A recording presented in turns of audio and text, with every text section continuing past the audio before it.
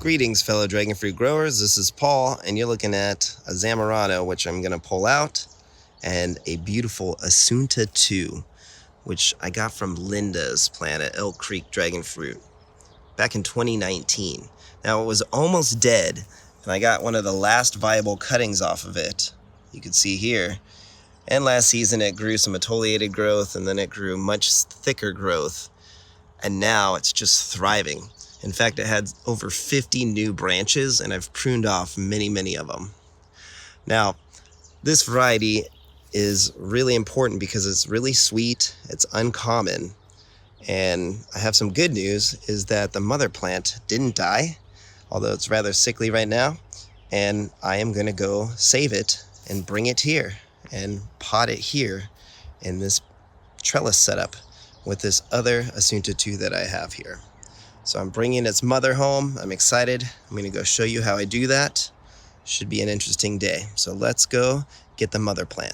So here it is where it's lived for the past 10 to 15 years at Linda's place. And what I did is I pruned the lower branches, I dug it up and pulled it off of its rebar support.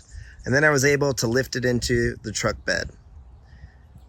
Now you can see that it has beautiful flowers, and I've taken pictures of it since 2019.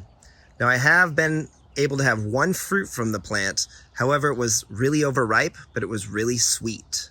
And I think this is more of an ASUNTA 2 because the fruit's bigger than an ASUNTA 1. I did not detect any cinnamon flavor either.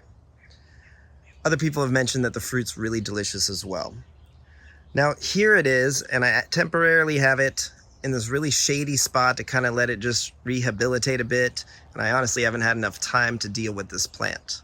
But what I'm gonna do now is I'm going to go and assess some more of these branches and prune off a lot of this really bad growth or where some of the core has been exposed.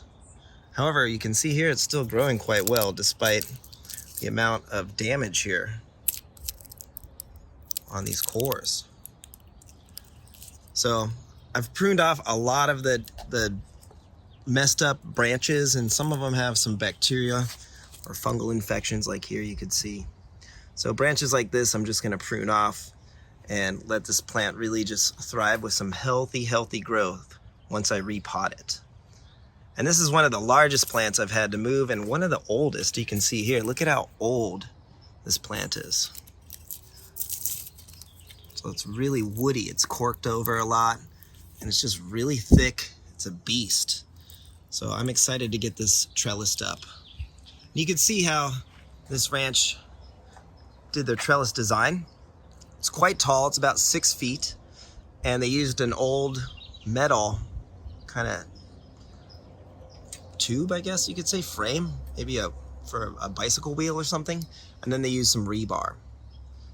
And what they did is they used 2x4s and they cut those in half to 2x2s and then placed about a 4-foot rebar, half-inch rebar post into the ground and just tied it with some wire onto it. And it held these plants up pretty well for about 15 years before it started to have some of them fall.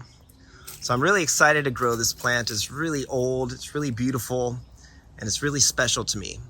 So I'm really stoked to have it. So give us a like and a subscribe. Thanks for your time. Have yourself a wonderful day. Take care. Thanks for watching. And I can't wait to show you some of these flowers in full bloom on this plant very soon.